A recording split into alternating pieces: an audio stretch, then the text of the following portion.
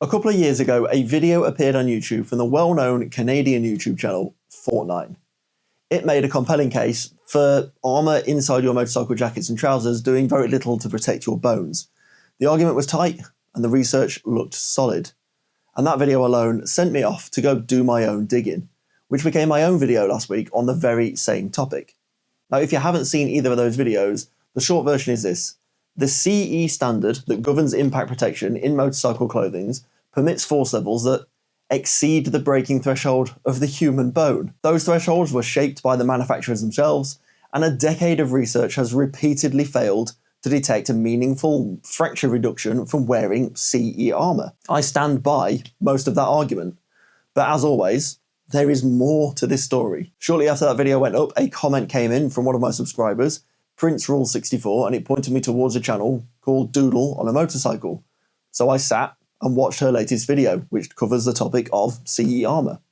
She crashed her bike at 61 miles an hour, flew to Australia to then go and interview the researchers that study motorcycle gear like this at Deakin University, and came back with findings that made me look at my own source material in a completely different light. So I went back, I removed my own subject bias, and searched through that research again to kind of challenge my own standpoint. And I'll be honest, it wasn't long at all until a new narrative started to form in my mind. Within the original Jerome study from 2011, which I cited in my original video, it was found that riders wearing armoured jackets were 23% less likely to sustain upper body injuries. Riders wearing armoured gloves were 45% less likely to injure their hands and wrists. And armoured pants, where this is from, this is a knee protector, well, leg injuries were reduced by about 39%. Riders wearing motorcycle clothing fitted with body armour were significantly less likely to spend any time in hospital at all. Now, those aren't numbers of a product that just doesn't work, are they? At this point, I also want to give another shout out to another of my subscribers, Phil80IFY, who left a comment under the original video that genuinely added to this conversation and built on something that I'd learned from Doodle on a Motorcycles video. Phil pointed me towards yet another YouTube video by John Milbank from Bennett's Bike Social, and the video itself was called Why I Always Wear My Motorcycle Armour. It's Not Useless, which in itself was made in direct response to the original Fortnite video that started this whole thing. In Milbank's video, he goes back to the same Jerome 2011 research study and pulls out more figures that strengthen the case that motorcycle armour is actually really, really good. Jerome herself writes that the reason that no fracture reduction could be detected when comparing injuries from riders using armour and those who were, well, not using it, was likely down to the sample size. And she explains why. In crashes involving unprotected motorcyclists, soft tissue injuries accounted for 71% of all injuries, whereas fractures accounted for just 15%. Now, with only 212 riders in that study, the fracture sample was too small to draw any statistical, meaningful conclusion.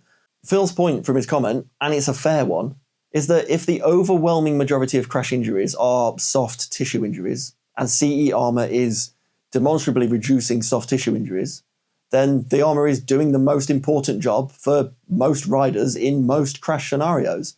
So a big thanks to Phil, because that's exactly the kind of engagement that makes these videos worth making. The other thing that I've learned since making this video last week is that the CE standard test for armour is 50 joules of impact energy, which corresponds roughly to a low to moderate speed impact. Now, looking at the MADE study, which is the largest in-depth motorcycle crash study ever conducted, it found that the median crash speed across 5 European countries was approximately 38 kilometers per hour, or, translated for the UK audience, around 23 miles per hour.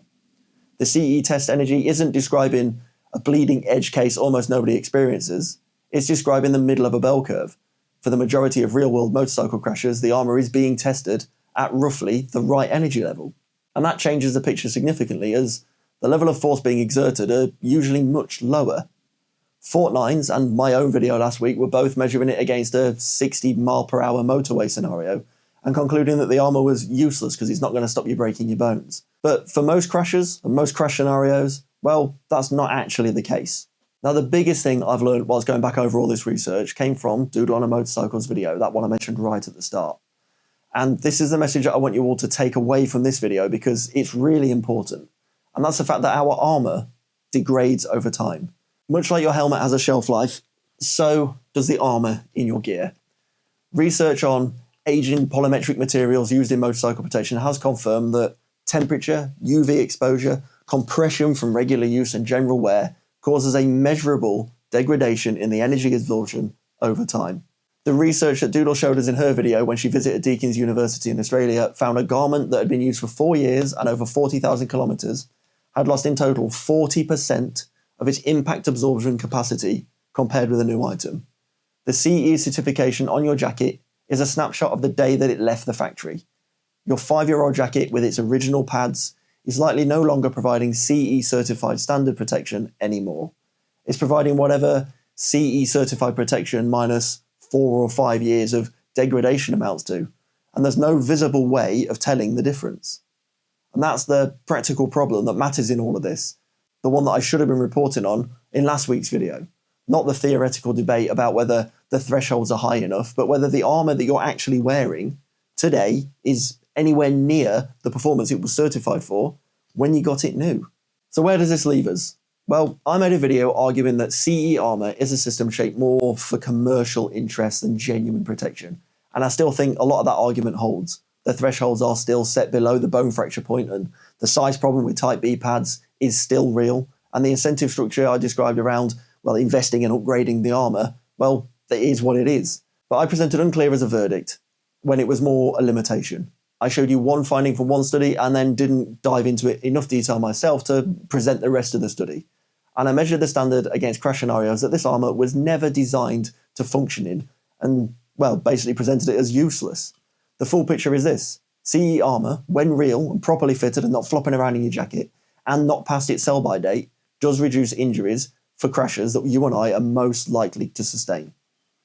Not as much as it should do, not as much as better funding and research and higher standards could deliver, but it's doing something real, and that something it's doing is measurable. So the question worth asking isn't whether your armour works, it's whether your armour still works and isn't past its sell-by date. Check the label, check the year of manufacture, and if your jacket is more than 4 or 5 years old, the pads are probably the cheapest upgrade that you can make this year. And to Prince Rule 64, Phil ATIFY, and, well, a whole load more of you in the comment section, thank you for holding me to account, because your engagement is the exact kind of comment that makes this channel worth making and allows me to go away and look at things with a fresh set of eyes.